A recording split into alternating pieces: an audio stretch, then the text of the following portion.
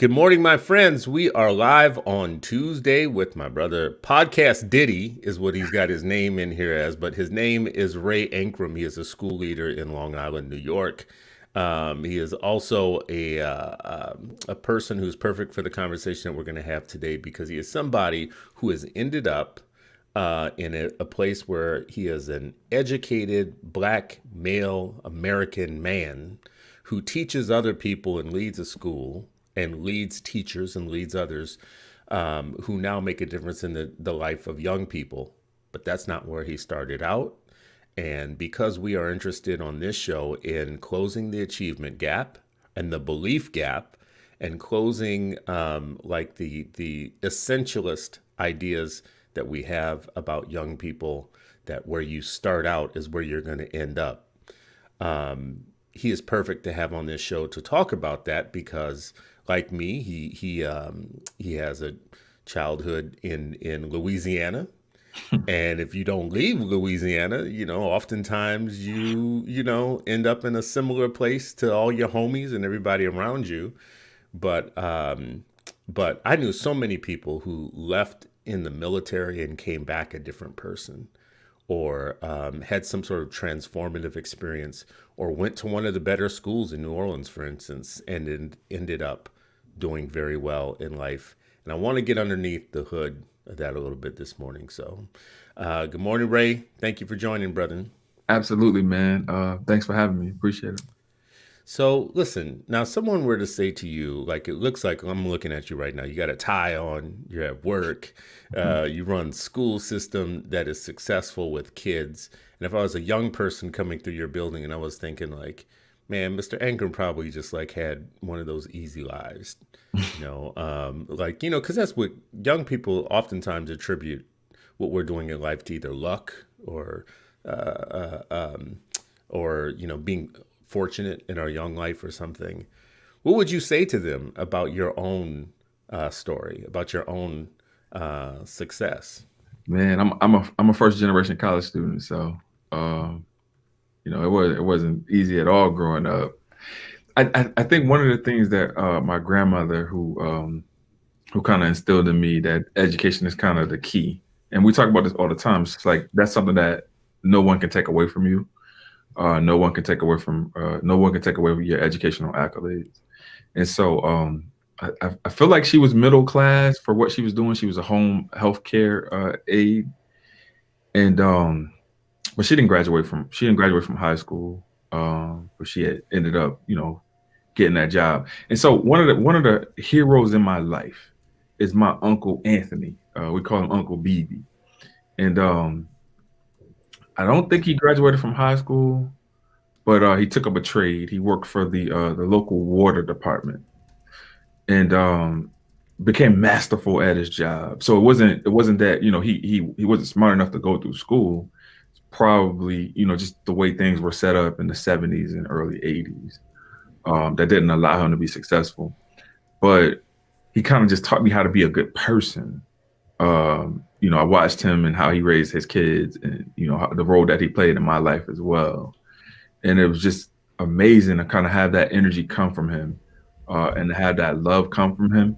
And so, that's kind of who I attribute my success to, my uncles, who were low functioning readers in school, but knew that they didn't want that path for me, and they wanted something better for me. And so, they would be hard on me in terms of school. I mean, what can someone who hasn't already seen the educational success, what can they give to a child or give to someone like you? Like, what could your uncle do in your life that actually put you on the path to get it for yourself, even if they didn't have it? So, um, man, just wow, it's ironic because one of my friends, he hit me up today, and he was like, my daughter's not from Louisiana. I grew up with him, and he was like, hey, my daughter's not performing the way I need for her to perform. She's 6, and so it really, like, A Black Hands is like the mecca in terms of like professional development for parents, because Mm-hmm. the first question I asked, I was like, hey, well, what's her reading level? Is she attentive in class? Is she being challenged? and all those questions kind of resonated for him because then he was able to put together like some things that wasn't happening.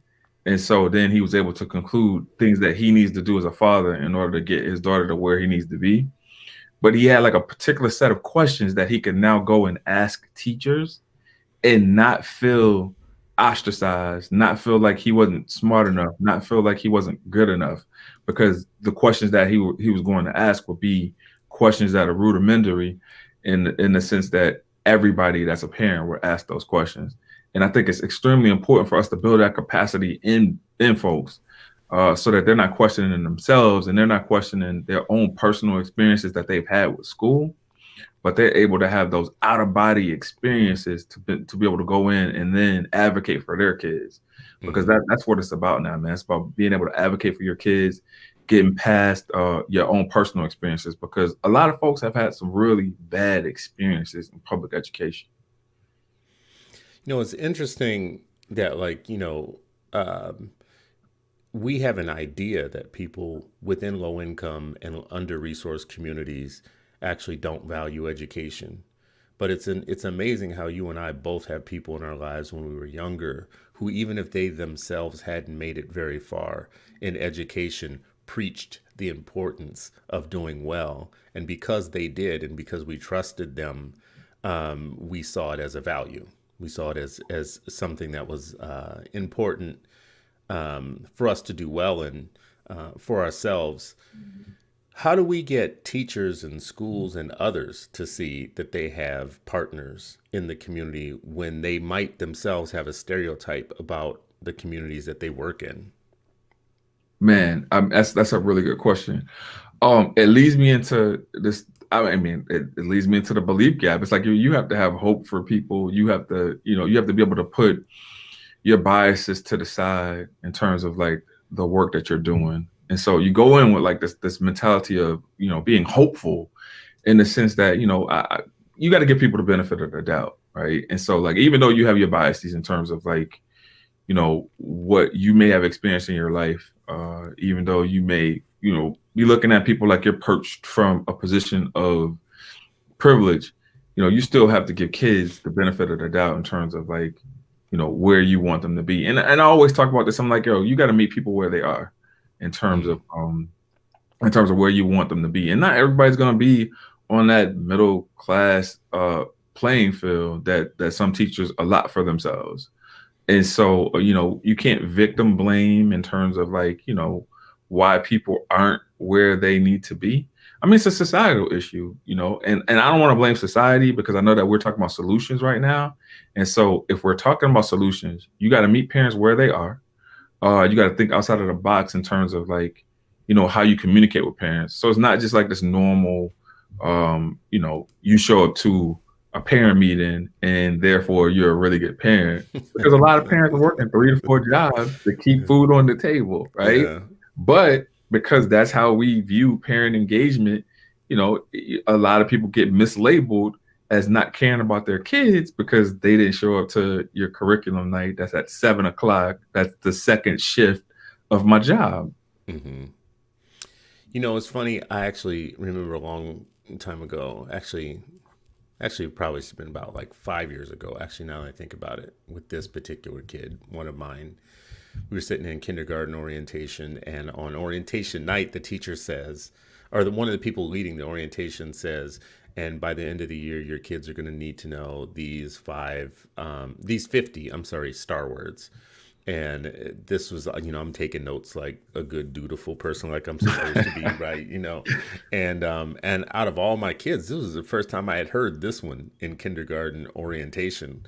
Now, I found out from another educator later that 50 wasn't enough, that was like low, that was like low expectations. But even still, I felt like this is something specific that I can do, that you're telling me that I can do. This isn't some general stuff. You're telling me by the end of kindergarten, Mhm. these are the 50 words that my kid's going to need to know. So that gives me something to work on for this year. Do you think schools or teachers can do more to be specific about what we can do at home, especially if we don't feel like we're the most educated people ourselves? Um, rather than just coming to tamale night or coming to like dinner nights at schools and stuff. I mean, you run a school, can't y'all be more Yeah, specific about what we can do? absolutely. So for us, instead of going into that sight word metric of saying that your kid needs to be your kid needs to know 50 words, for example, that you use. We want kids to be reading at a certain level by the time they go to the next grade. I mean, Mm, if you look at like all of the data, it tells you that if your kid is reading at a level D going into first grade, that they're going to have more success if they don't read at a level D. So we're just trying to create an atmosphere of learners that are encouraged and excited about learning, excited about reading. And one of the things that people don't really do in terms of just talking about this excitement about reading and this excitement about literature is that they don't tap into the kids to find out what they want to read. So that's mm-hmm. one of the biggest solutions to getting kids to read is to find out about the kid. So like if that kid is into reptiles, or if that kid is into that kid is into artists or technology or sports or whatever. Find out what drives that kid, and then put that kind of literature in that kid's hands, and they're gonna read. Mm-hmm. You just make sure it's grade level appropriate, and that you're asking challenging questions to kind of evoke thought from a kid. I think a lot of teachers don't really do the legwork in terms of like, all right, let me pre-read this before you, and like have these questions so that I can kind of activate your thinking. But it takes us back to just this lowered bar for our students, and it's exhausting. Exhausted is a great word for it. Let's go back to like the mentorship part though. Like I have two grandparents that I can think of that left a real big mark on my life, even though they hadn't went very far in schooling Mhm. themselves. So they taught me a lot of basic lessons in life. My grandfather he was one like work was his thing. Work was his religion. So he was like, never quit a job before you have another job, Mhm. or always be looking for a side job or side, don't pay people to do things you can do yourself. So he was an electrician and a plumber and a mechanic, and he could fix any small motor. He could do anything, right? Like he never paid. His house was always in tip top, and he never had to pay anybody to do it. So these are the type of lessons he taught me. If you make $20, put 15 away, and spend five tops, right? Mhm. I could just remember him always he had these lessons, but he never sat down necessarily. I can't remember a time when he sat. I mean, he bought me a toy train. I'm thinking of times when he spoiled me, so I want to say that up front. But I can't remember a time that necessarily he ever sat down and read with me, for instance, Mhm. and said, "Oh, let's look at a book together." The way that my kids' grandparents have done with them necessarily. A lot of adults in my life didn't necessarily sit and read with me, Mhm. but they told me that reading was important, even though they didn't sit and read with me and whatnot. But they still left a mark. Mhm. They still helped me. And you talk about your uncle and your grandparents. What are we missing in terms of the intangibles of what could be happening at home? What mentors could be doing for us that spark motivation and spark achievement? What are the game changers that they do for us? Man, so it's funny that you should mention that. I don't think that I give my mom enough credit, bro, because when I was in undergrad, my mom had gone back to school. She had gotten her associate's degree like back in the 80s in travel and tourism, and this was after she had came home from the Navy, and so she had gotten this associate's degree, and she had just been working like odd jobs or whatever. But when I was in undergrad, she went back to college. She went back to Berkeley College in New York City, and ended up getting her bachelor's degree. And she kind of lit the fire under me, because she was like, I'm gonna have my degree before you have your degree, because I was doing the fraternity stuff and whatnot, and like just like taking my time in terms of just enjoying my experience. And so when she said that, man, it lit the fire up under me. Like 2 semesters later, I had graduated because I had refused to, let let her graduate before me, even though technically she should have graduated years before me. But that was just the way that that was just the way that we had this thing to where she would motivate me without me even knowing it, right? And so we have these conversations now, and she's like, I wasn't in competition with you. You my son. If you win, I win. But I wanted you to get through school, and this was my only way to challenge you to get through school. And so, watching her, come from the same upbringing that I came from, because her mother raised me, and see her get her MBA, write a book, right, and just become and do all the things that she dreamed about doing when she was younger, but she couldn't do because she had me when she was 16. It just lit my spirit. But a lot of times when you see these things happening to folks that you love, it's a learning experience for you, because you think about the things that in the ways that you don't want to live your life.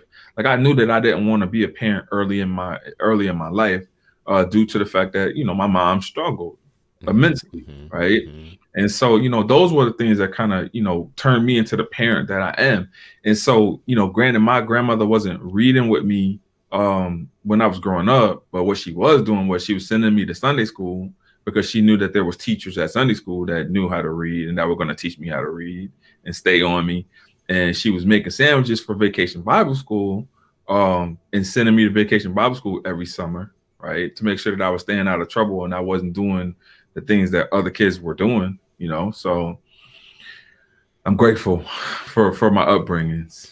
So, I mean, part of that, it just sounds like it's not explicitly necessarily that you have to be sitting down doing educational things.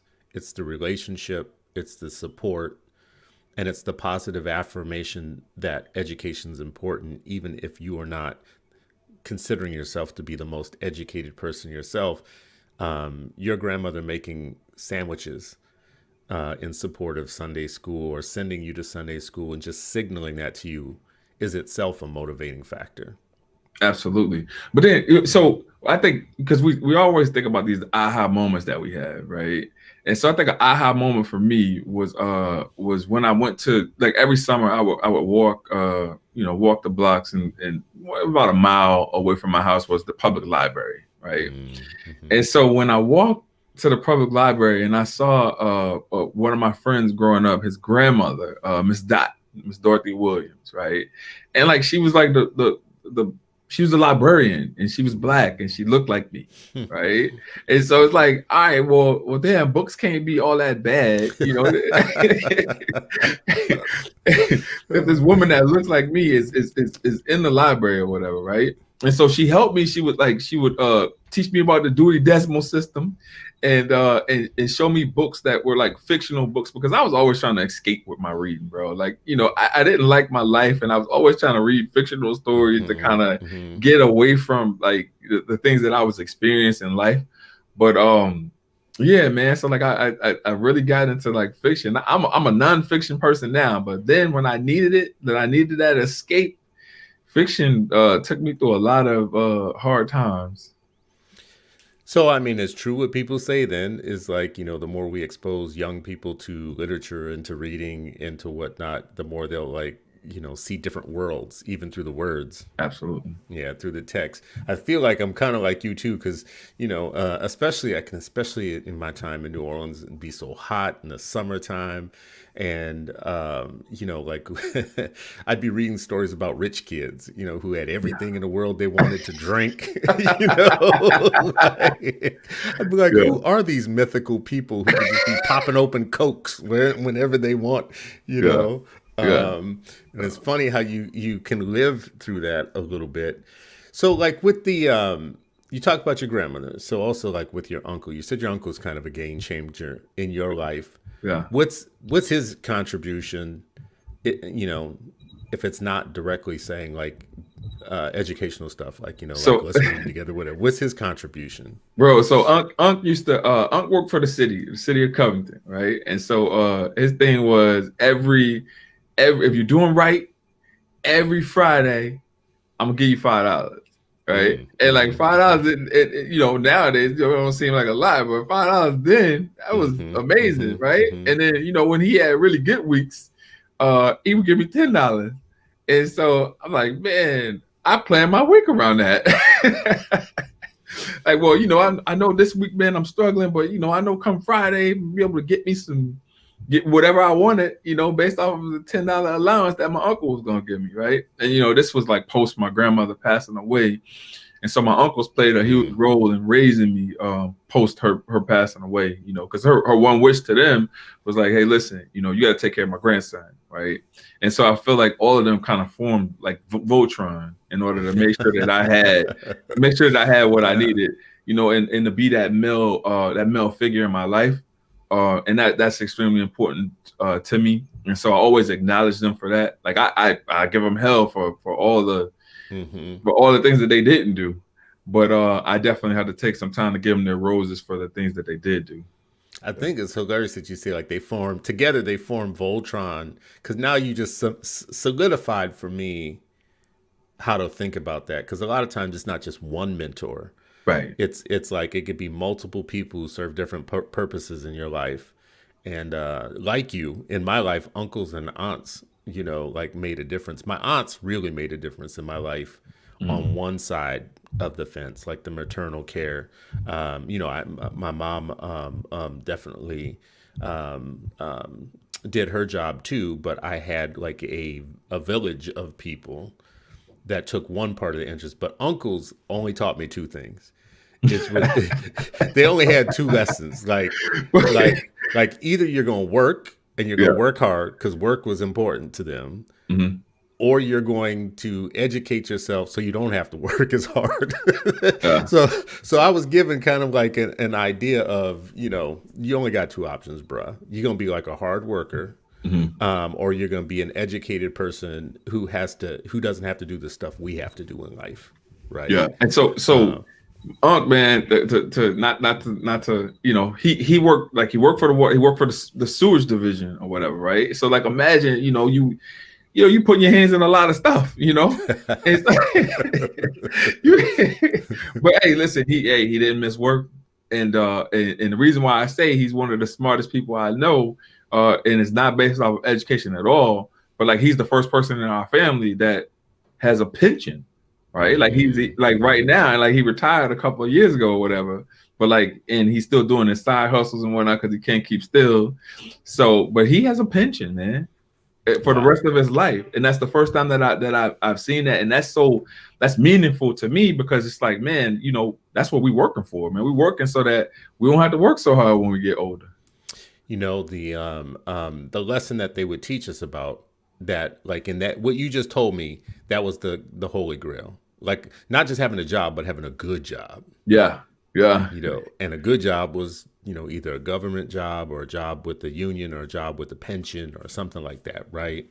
Yeah. And those weren't given out to everybody. So I think, in that way, we are lucky, even if you're growing up without a lot of resources, if you're growing up with that, you're rich in one way. Like if all the people around you have that worker orientation or that hustle mentality, I will have to say all my uncles and the men in my family were not just hard workers, they were diligent and they were on time and they and they didn't, they didn't play like when it came to work. And they would be, one main job, one good job, but like 5 other jobs all around them. Absolutely. Right? Always had a hustle. Yeah. Always had a side hustle. So could do more. I want to read this from a paper. The Search Institute is a organization here in Minnesota that does a lot of research around the importance of relationships in the lives of children. Years ago, they had something called the 40 developmental assets or the 40 assets. And those were 20 in-school assets and 20 out-of-school assets that would make a child successful if they had them in their lives. They more recently have narrowed more of their focus just down to relationships, saying that relationships matter. So I want to just read this quote from one of their studies that they have about relationships in middle school. And it's talking about the importance of teachers to have to leverage their relationships to positively impact kids. And it's so important. But despite the documented malleability and influence of teacher-student relationships on student motivation and achievement, Robust teacher-student relationships are too rare among secondary school students. For example, a study of more than 89,000 students found that only a minority of students experience the most fundamental relationship dimension, which is caring. Only 35% of students reported a caring student climate or school climate, and just 22 experienced both a caring school climate and high expectations from teachers. Now, that's for all kids in the study. When you get to kids of color and low income kids, it was even worse, right? There are all these different relationships that if parents or if teachers were to be paying attention to them, it would increase motivation, right? Um, but this is saying that just the basic one, the basic two, caring and high achievement, are missing for most students, right? Not just kids of color, but it's even worse for our kids. What do you think when you hear that?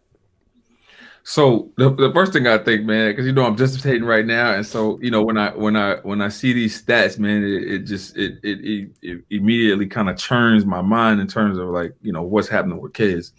And so basically, we're looking at 2 out of 10 kids that feel cared about and challenged, right? And this is all kids that we're talking about, right? And so we know that those numbers dramatically shift when we talk about Black kids. So then we're looking at maybe a half a Black kid, maybe 0.5 out of 10 Right. that feels challenged and cared about, right? And so I just it takes me back to you know just like having high expectations for kids, and like where does that start? And so if you're a teacher and you're teaching in these neighborhoods, like it's an honor and a privilege to teach in a Black neighborhood. It's an honor and a privilege to teach in a Latino community. And so until we start looking at these things from that lens, then we're gonna continue to have this deficit thinking when it comes down to Black and brown kids. And it breaks my heart, man, because these kids are amazing. Let me tell you, when I walk these halls and I see like some of the creativity from these kids, and I see just like their smiling faces and their desire to learn, their desire to want to be better as students. They push themselves like no one I've ever seen. And man, I don't know how you can work in a school and not see the level of potential for these students. It seems like though it's hard. You can teach a lot of things, but teaching caring and No. teaching relationships is hard. Yes. And so, a lot of people, they have this story of like, why they got into teaching. They call it their why. Right.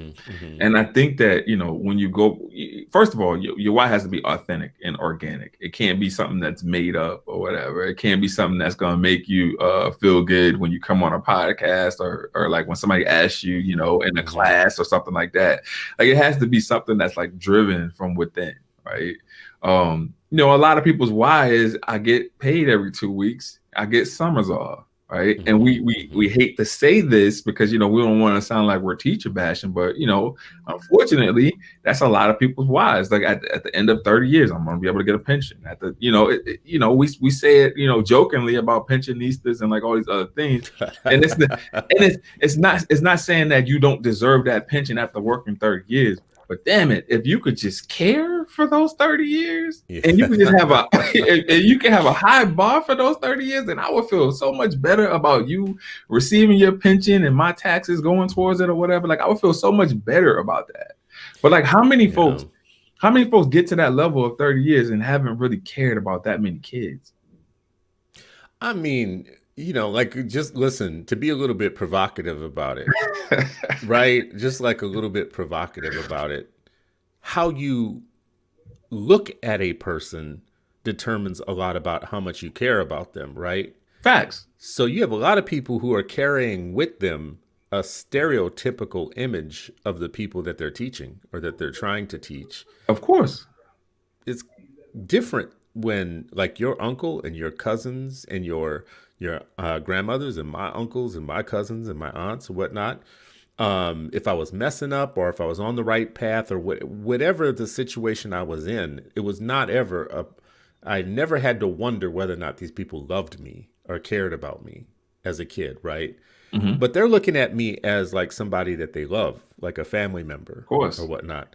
Um, it is a stretch to think that the majority of the people who are looking at our kids every day are looking at them like people that they could identify with in terms of family. Like,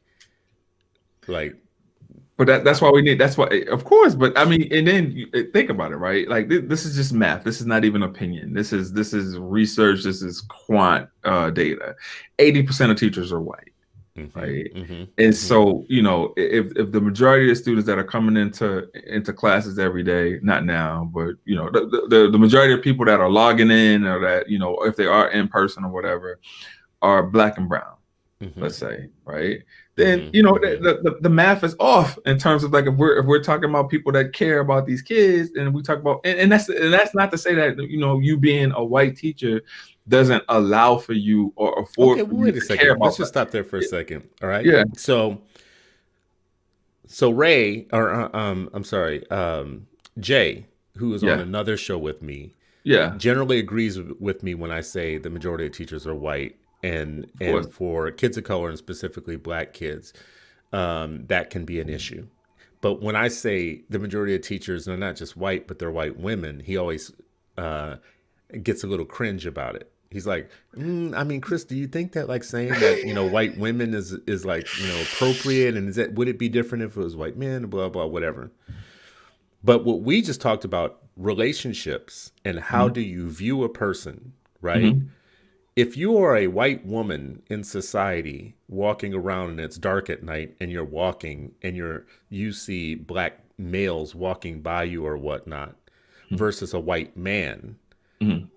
don't they have different, don't isn't it Oh, absolutely. rational or logical to say that they probably have different inner talk about the person that they're interacting with, right? Of course. Right. Of course. Okay. So they might see, white women might see, especially black males in schools, the same way that they see black males in life, right? The Hmm. same way they might see a black male if they're walking down the street at night, right? And by about middle school, black students, to them, look older than they actually are, or Yeah, they bigger. And, they adultified. Black kids get adultified all the time. thank you for adding the word, for putting the putting the education on the word. I Yeah. appreciate it. Doesn't that make it hard to have that relationship if that's just going to be true?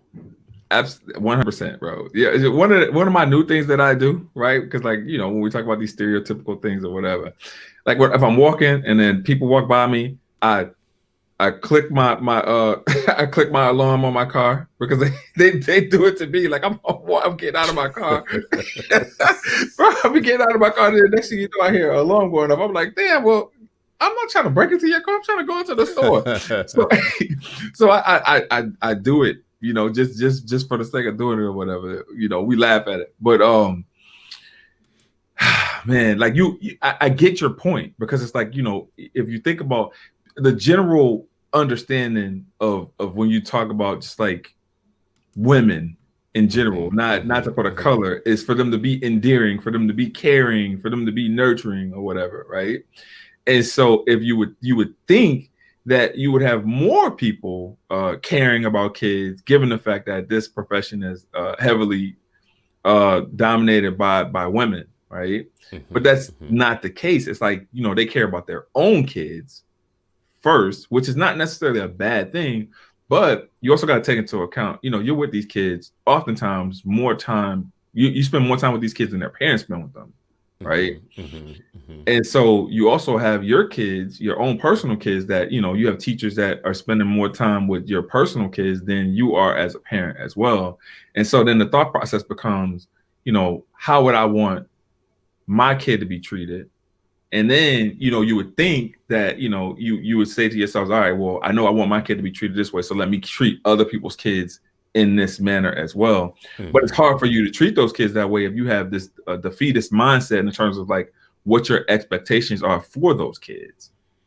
And kids know when they Oh, can, what? yeah, yeah, when they know, a kid knows that I'm capable of this, but they know that you're giving them all kinds of passes and you're holding them accountable to, something lower to this. Yeah, That I think creates in them an inner talk of knowing not to trust you, to, like, to know them.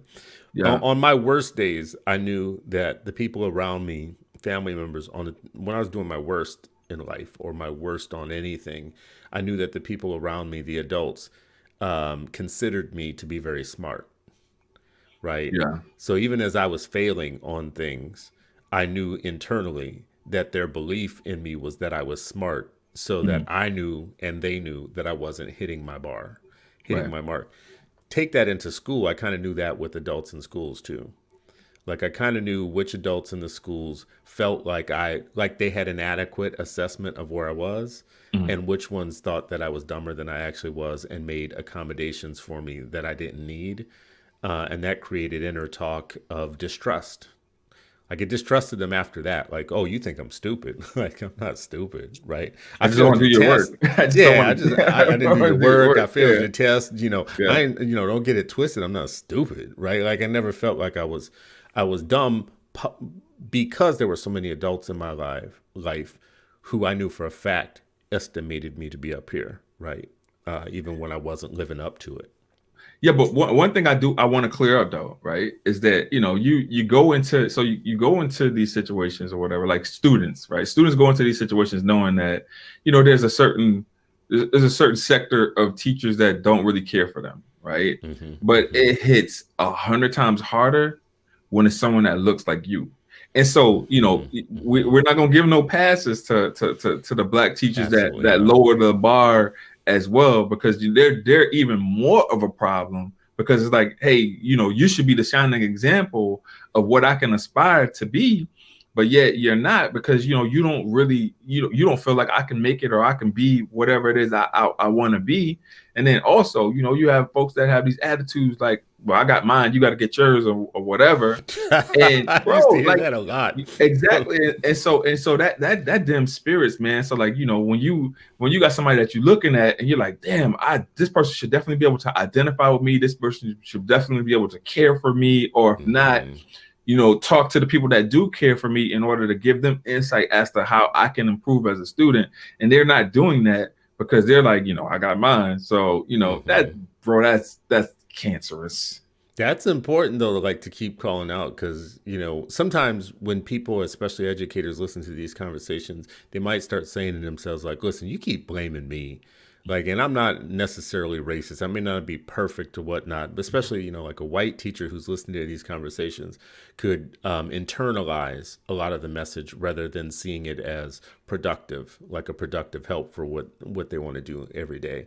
But what you just pointed out is, when I talk about the belief gap infects all adults.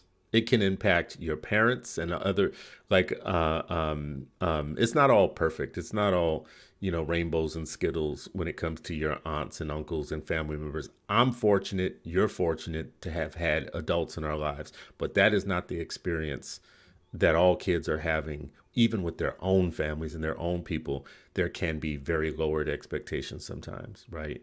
There is a culture of sometimes sending a message to a kid: "You ain't nothing. You're never gonna be nothing," right? Kids do hear that. There is a culture of, you know, why are you trying to do this thing when you should go do this lesser thing, right? So let's be real about it. We can hear it from our own family. You can hear it from teachers that look like you.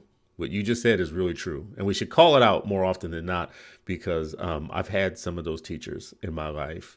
Um, Now, I never internalized it the way I guess I should have all along. Like, oh, you think But I'm look at you stupid? I must now. be stupid. Yeah. No, absolutely I was not. like, no, I ain't stupid. Yeah. So if you think that, you must be pretty dumb. Well, I got mine. Well, I don't want what you have. You got a Rudy Poot job. I don't like what you do anyways.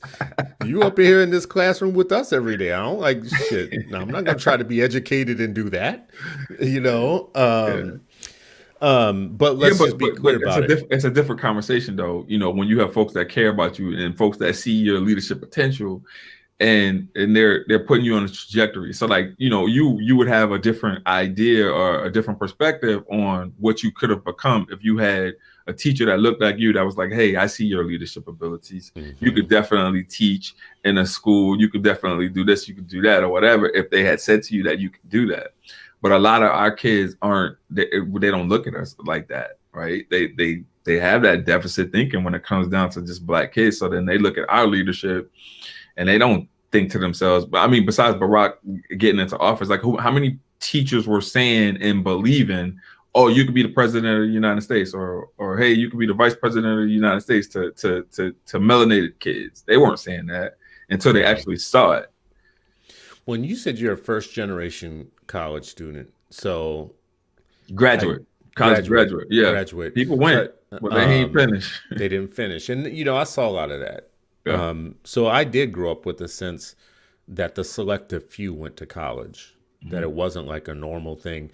I can remember folks going to college and, leaving in year one. Right. So that did send me a message that college was for the exceptional few.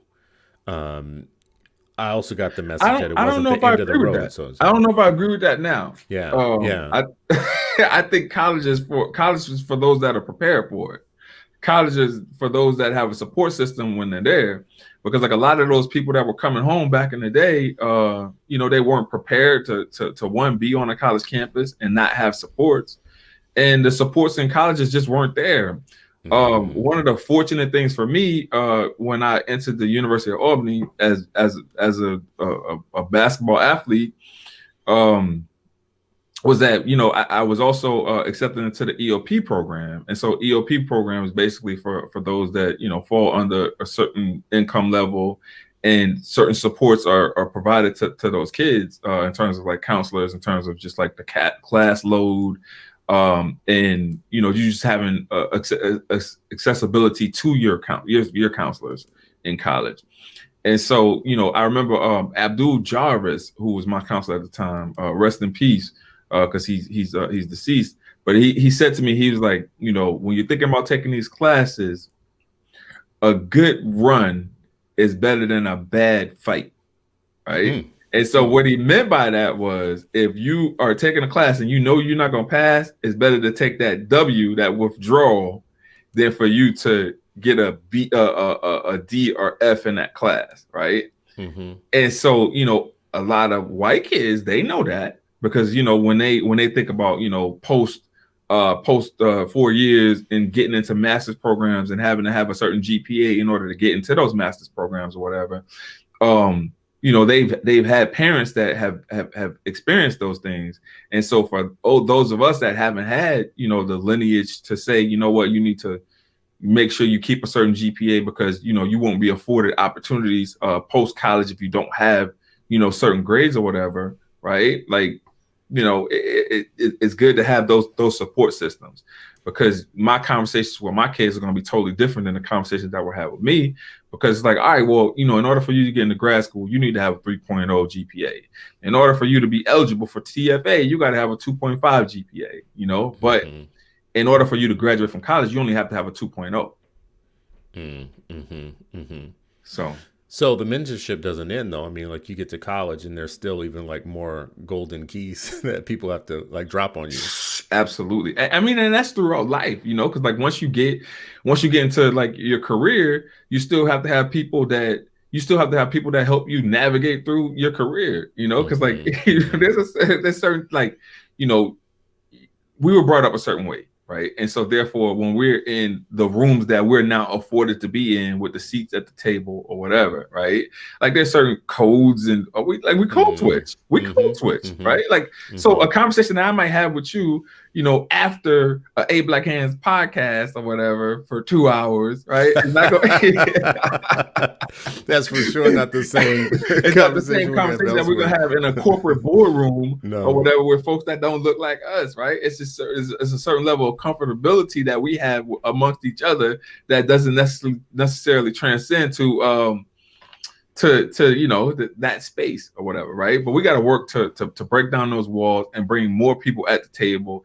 And then just like how we're doing right now with our network, man, we like damn this, we're gonna build our own table. Mm-hmm. Mm-hmm. You Yeah. know, it's interesting to me that like the mentorship never stops. So two things, like one, um, people like us, individuals, should have a normal part of our self concept of who we want to be and who we are should be mentorship. We should actually be whatever we can do for the next group. We should Hmm. be doing it. Like if Hmm. whatever opportunity we can feed them, whatever like thing we could demystify for them, whatever we can demystify early for them, that's Hmm. somewhat that should be part of our manhood topography, like what we consider a man to be. That should be part of it. Like you consistently mentor. That's what you do, right? And we should normalize that. We should normalize for black men. Yes, you father your own children, but God gave you more fathering to be able to give. Like Absolutely. it's not just for your own kids, But right? you, Like you see that in coaching, right? Like so yes. there's a lot of black men that take on, they'll take on just the whole team, right? Like, Mm-hmm. because Mm-hmm. what you'll Mm-hmm. see is, because I remember, when my son was younger, and he was in a basketball league, he had a African American male coach, right? And then you would look into the crowd, and you would see just like black women in the crowd coming to support their babies or whatever, but you would see an absence of black men. And so with that absence of black men, you would see this coach like corralling kids and giving them that fatherly advice or whatever. And I would do everything that I can from the stands or whatever in terms of just being that support for the kids that were out playing. But that happens a lot in athletics. You find folks that are leveraging their relationships to get kids to do the right thing, to be on the right path or Mm-hmm. whatever. So that. You know, I'm glad you bring that up. So how do you feel about this? What I'm about to say, like, because I don't Uh-oh. know if it's a completely defined thought yet, but like with Jay, when Jay asked me the question, do I think it would be different if there were more white male teachers? And in his question, he's saying no. He's thinking, like, and I've tried to explain to him the black male white woman relationship, especially when there's a power imbalance that is like normal in classrooms or in schools, is different than the white male one. It doesn't mean that the white male is any less maybe problematic or has any less biases. But one thing you will find in more white males is that more of them are coaches in schools. And the coaching relationship, regardless of what your race is a Mhm. different way of interacting, right? Mhm. The Absolutely. coach is helping you refine and do better, refine and do better. And the coaching advice that you get from them, regardless of all the like potential baggage that might come from race or whatever, it's just a different relationship than teaching. Absolutely. I don't know that it should be. I don't know that like, that they should be totally different things, but coaching is I think more powerful in the lives of many young people because your coach, your coach is attempting to help you be better, to shave off 2 seconds from your time, your running time, to help you get the ball further down than you would normally get it. Like what the goal is, right? And your coach is helping Absolutely. you be better.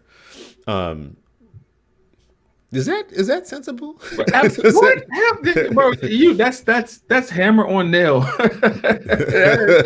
That's hammer on nail. Listen, my high school basketball coach. So I had two high school basketball coaches, right? So the first basketball coach I had, his name was Byron Williams, and at Covington High School, I'm in my sophomore year. I'm doing things that I shouldn't necessarily be doing or whatever, right? And so one day, I called myself being a drug dealer, and I try to do a drug transaction at school. Mm, And so, I didn't know at the time, I know now, was on the trajectory for leadership, right?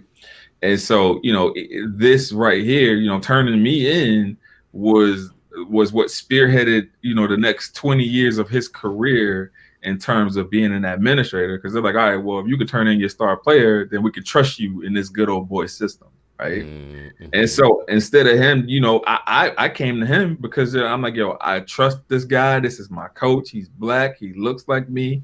I know that he's gonna help me navigate through this situation and whatnot, and I'm not gonna have to worry about getting in trouble for it. Next thing you know, man, cops is there. I'm in trouble or whatever. The whole community is in arms because it's just like, man, we got the star basketball player who's out here not doing what he's supposed to be doing or whatever, selling drugs or whatever. But I was a victim of my community. And so my mom immediately reached out and she was like, man, you coming to New York, you will not be in St. Tammany Parish on the trajectory as most of these folks that are in St. Tammany Parish. Louisiana, once you get caught up in that system, you're never going to get out of that system. Nope.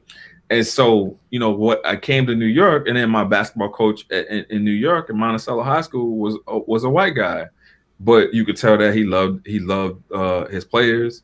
He would go all out for his players. I remember my mom bouncing a couple of checks to get me to go to basketball camps or whatever, and him just looking the other way like, well, it's what it is.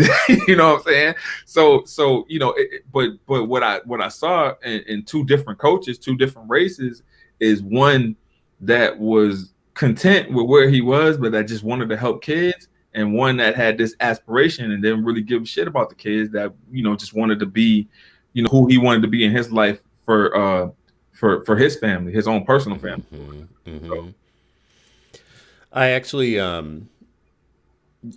think that this coaching relationship, if we could get that more even in parents and even in teachers and others, could be very powerful. I think you respond to it more as a young person and you trust it more in some ways, because the thing that people are attempting to help you be better at is clear. It's clear. Oftentimes in classrooms, we're not clear what the teacher is attempting to help us be better at or how to get there. In coaching, you're going to do like this number of sprints every day because you want to be faster, right? Imagine a kid that was struggling with reading, right? And that was like really good on the playing field, whatever sport, right? Now all of a sudden his reading teacher is like, hey, just like how you got your football coach and how you got your basketball coach, I'm your reading coach, right? Yeah. And this is how we're gonna win, right? And then tells this kid in bullet points like, oh, we got to do this, and this, and then you're gonna be a championship scholar. Or whatever. Well, I can't say scholar because somebody on Twitter was like, "Yeah, when people, whatever." when people say scholar, it's what is it? White supremacy adjacent or something? Yeah, I don't know. And so we can't even white supremacy adjacent. we can't even think highly of these kids, because if we think highly of them, it's like. Right. That's like talk about closing the belief gap. We need to close the belief gap with them folks there. To end on like one of the things I said as Black males and as men and just males period, one part of our manhood or being who we are should be seeing ourselves as not just immediate fathers, but community fathers. Like, we have a lot to give. We have a lot to offer young people, and we can be the one that can say something to one here or one there or somewhere that sticks with them. It would have been the right time to say the right thing that puts the right idea, puts a nugget of the right idea in someone's head. The other part of that is actually teaching young people how to accept mentorship also, though. Right. Like, because we make young people feel dumb for wanting help sometimes. So they sometimes won't ask for help because they don't want to feel dumb. Right. So I don't know if you have any thoughts about that, but how do we like get young people okay with being mentored? So it's about building connections, man. So it's like finding out what they're interested in, and then you becoming interested in that as well. Like, as educators, we call ourselves lifelong learners.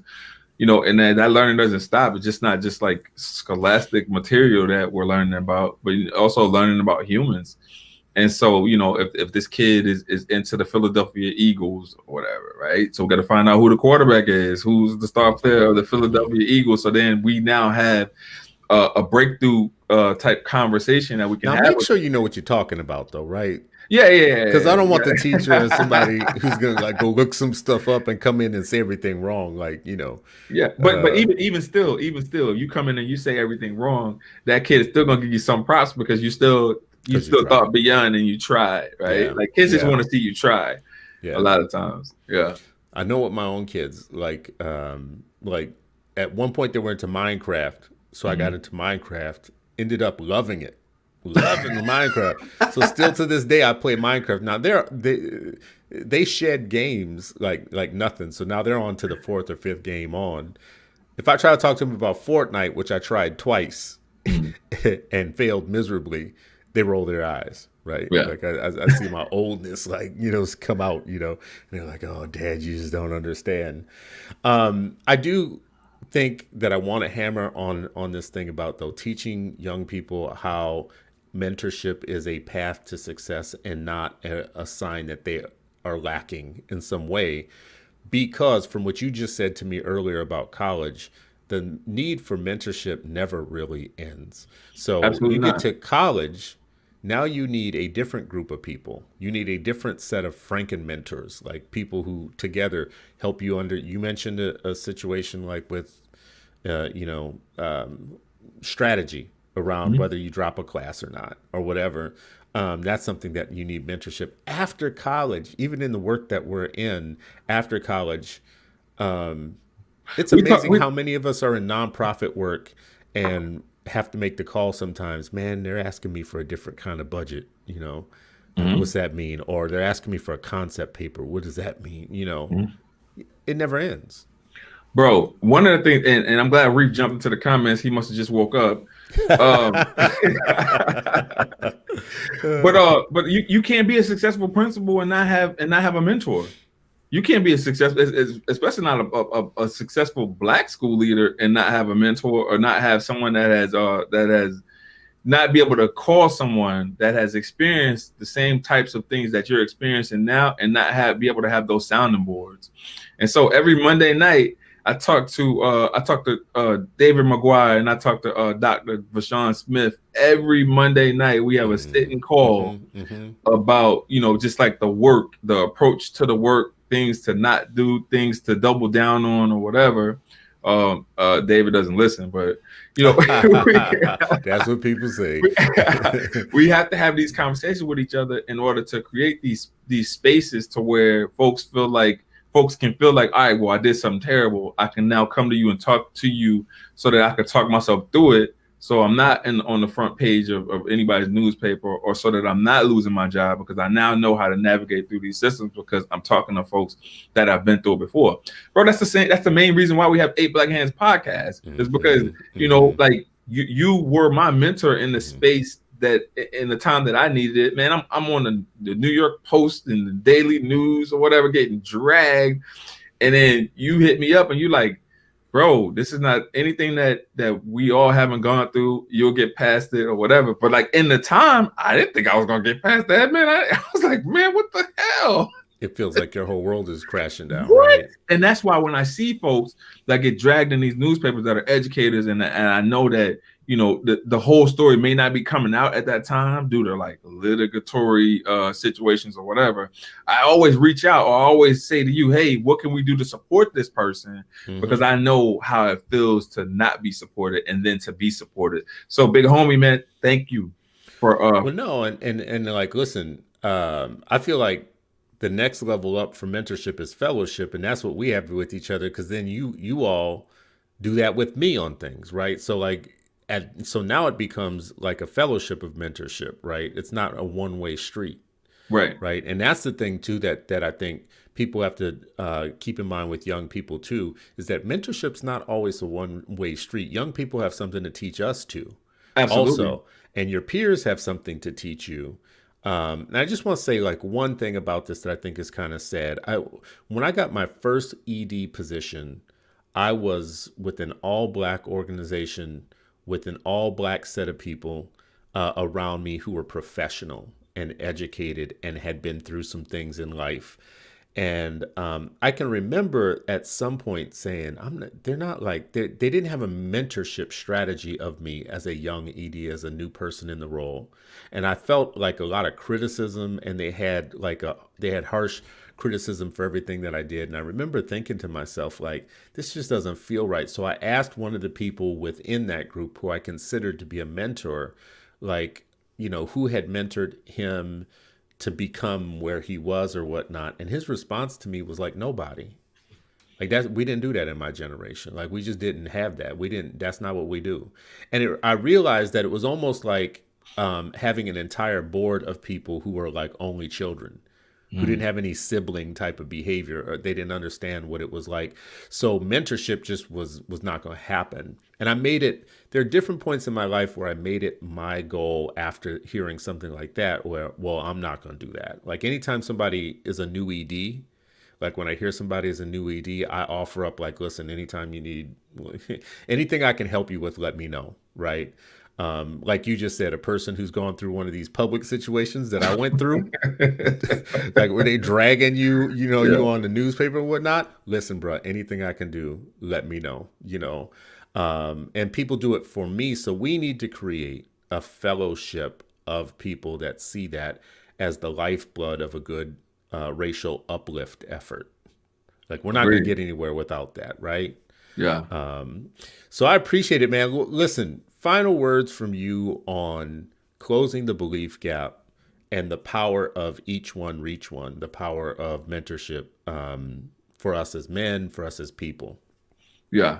So, I think that, if you're in these schools and you're in these schools with black and brown kids and you don't believe in them, you need to not come back tomorrow. Right. So like these kids need for you to believe in them. They need for you to set the bar high, and they need you to have high expectations for them. In terms of black male leadership, we need more of it. But even in the ask for more black male leaders, we got to understand that mentorship is lifelong. Mentorship does turn into fellowship at some point, but we always have to be willing to grow, and we always have to be willing to be poured in by those that have had similar experiences and career trajectories as us. So yeah, man, that's my closeout. Also, you see my name change. I see Reef put the fellowship needs to be reborn, and I need to be the CEO of the Oh, you got to fellowship. fight me for that job, bro.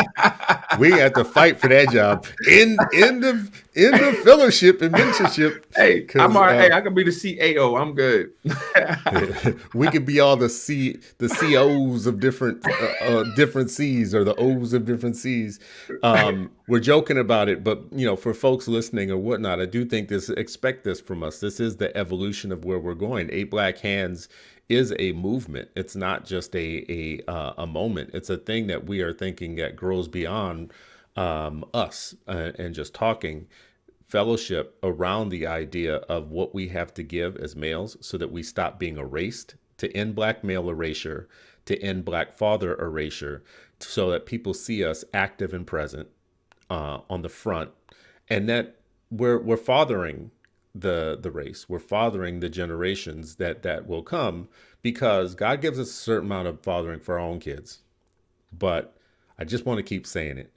That role is expansive. It allows us to give that to more, like to spread that out. And we can even do better at that when we do it together, like when we are actively creating fellowship together and being connected. So, Ray, I appreciate you, man, for coming on For this sure. morning to talk about this. I want to keep having these discussions that break down educational essentialism, that break down the belief gap, that start giving us examples of where you start is not where you end, that get us to start thinking that we are damaging the genius of our children if we don't pay attention to the fact that they're capable of so much more than what we're asking for them right now, and set the bar higher. This is a new show, and it's a newly branded show, so I want to say this. This will be Tuesdays and Thursdays and Fridays. On Tuesdays and Thursdays, we will have conversations like this. So just remember that. Unpublic, Tuesdays and Thursdays. Look out for us. Share it with a friend. Share it with others. And then on Fridays, we always have Freedom Fridays, as usual. That will be expanded a little bit because my 8 Black Hand brothers probably will be contributing more to Freedom Fridays, too. As we push forward. So thank you all for watching and for listening. For all my mainstay, my fam in the comments, I appreciate you. Share it with others. I'm dropping a link into the chat so that you guys can see the work from the Search Institute. The Search Institute is the one that has done phenomenal work around development relationships, developmental relationships that matter the most in education. And they have like an exhaustive amount of research around how parents, teachers, community members could do their part, each individually.